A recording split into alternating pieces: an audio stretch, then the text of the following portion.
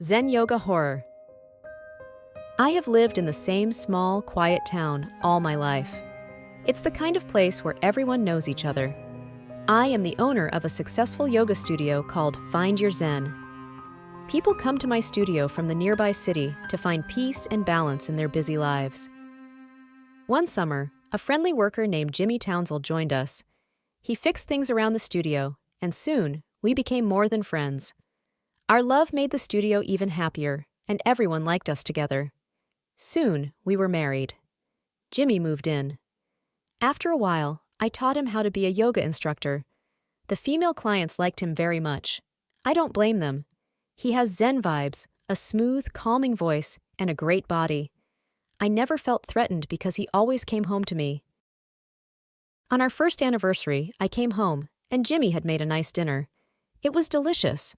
He said his dad had been a culinary chef. He learned a few recipes from him.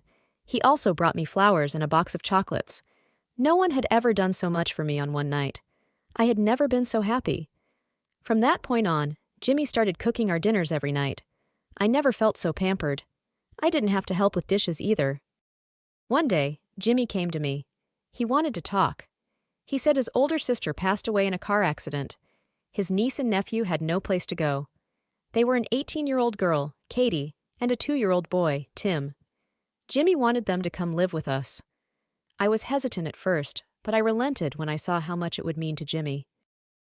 Katie came to work for me at the studio. She worked at the front, checking people into the studio and answering the phone. 2-year-old Tim was put in daycare. A few months went by. Katie and Tim seemed to transition well to their move with us. We were just one big, happy family. Kate previously worked as a tattoo artist. She wanted us to expand into doing Zen tattoos. She made some sketches and presented her idea to me. I told her that I didn't feel like it would be a good combination of businesses. She didn't like that I was so blunt. Then I started getting sick. I had nosebleeds, frequent headaches and seizures, shortness of breath, nausea, and a host of other illnesses. I went to my doctor for a checkup. I told him all my symptoms. He said he suspects that I was poisoned.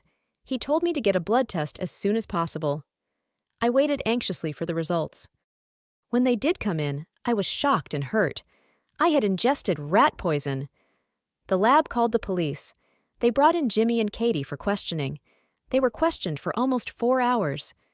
Jimmy broke down and told the police everything. Katie was his girlfriend, and little Tim is his son. He and Katie had broken up before he married me. But when Katie saw how great his life was with me, she wanted him back. She came up with the idea of her and Timmy moving in with us under the guise that she was his niece and little Tim, his nephew.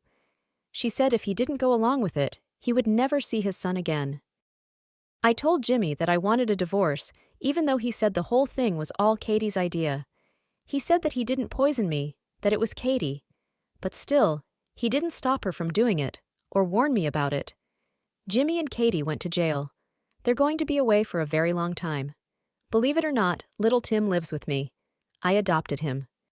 After my harrowing story was plastered all over the news, my yoga studio, Find Your Zen, became even more successful.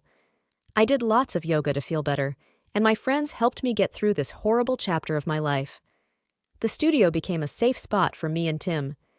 I took the sketches that Katie made for my studio and turned them into an adult coloring book called Find Your Zen. I sell it on Amazon. I'm saving all the profits to give to Tim when we grows up. I sometimes worry about what's going to happen to me when Jimmy and Katie are released, but I'll cross that bridge when we get there. The end.